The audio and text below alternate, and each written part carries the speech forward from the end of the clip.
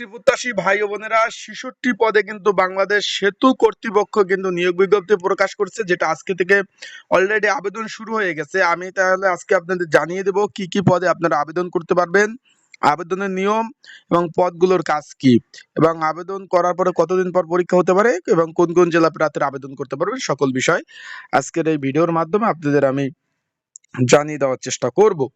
চলুন ভিডিওটা শুরু করি। আপনারা দেখতে পাচ্ছেন যে বাংলাদেশ সেতু কর্তৃপক্ষ এখানে রাজস্ব খাতভুক্ত, এটা কিন্তু রাজস্ব খাতভুক্ত নিয়োগ বিজ্ঞপ্তি প্রকাশ করছে। বাংলাদেশের 64 জেলা থেকে ছেলে মেয়ে উভয় আবেদন করতে পারবেন। এখান থেকে আপনারা অনেকেই জিজ্ঞেস করছেন যে ভাই সকল জেলা নাকি? জি ভাই, সকল জেলা প্রার্থীরা আবেদন করতে পারবেন। এখন আমরা চলে যাই কি কি পদ রয়েছে সেখানে।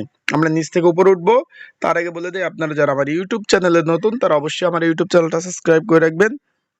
ফেসবুক পেজ থেকে যদি ভিডিও দেখে থাকেন অবশ্যই ফলো করবেন, লাইক কমেন্ট শেয়ার করে অন্যকে দেখার সুযোগ করে দিবেন। আমরা প্রথমে দেখতে পাচ্ছি অফিস সহক পদ 20 নাম্বার গ্রেড ৮,২৫০ টাকা থেকে 20,০১০ টাকা বেচিক। এখানে এখানে আপনার শূন্য পদের সংখ্যা 16টি।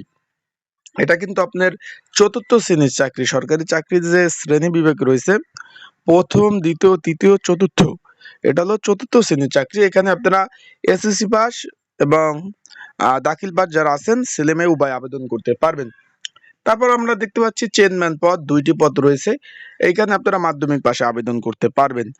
এখন বিষয়বস্তুটা হলো সকল পরই আমি বলি, যারা আমার ভিডিওটা দেখতেছেন এখন যদি এই পদগুলোতে ঘরে বসে ত্রুটিমুক্ত নির্ঝামেলা আবেদন করতে চান, স্ক্রিনের উপর যে হোয়াটসঅ্যাপ নাম্বার রয়েছে এই নাম্বারে যোগাযোগ করতে পারেন, ডেসক্রিপশন বক্সে নাম্বার রয়েছে এই নাম্বারে আমার সাথে যোগাযোগ করতে পারেন। ঘরে বসে নির্ঝামেলায় ত্রুটিমুক্ত আবেদন করে দেওয়া যাবে অ্যান্ড এর সাথে সাজেশনও দেওয়া যাবে যদি পড়ার জন্য আপনারা নিতে চান। তারপর সার্ভেয়ার পদ রয়েছে একটি, অফিস সহকারী কাম কম্পিউটার মুদ্রক্ষিক 14টি পদ রয়েছে। কোন স্বীকৃত বোর্ড হইতে ন্যূনতম দ্বিতীয় বিভাগ পাস থাকতে হবে এবং কম্পিউটার চালানোর আপনার ব্যবহারে দক্ষতা আর অভিজ্ঞতা কিন্তু থাকতে হবে। তারপর ডাটা এন্ট্রি অপারেটর একটি পদ রয়েছে। তারপর আমরা দেখতে পাচ্ছি যে আপনার অ্যাকাউন্টস অ্যাসিস্ট্যান্ট পদ একটি রয়েছে, ক্যাশিয়ার পদ একটি, তারপর 7 মুদ্রক্ষিক কাম কম্পিউটার 11টি পদ রয়েছে। 14 নাম্বার গ্রেড আপনার 10,200 টাকা থেকে 24,680 টাকায় বেচিক।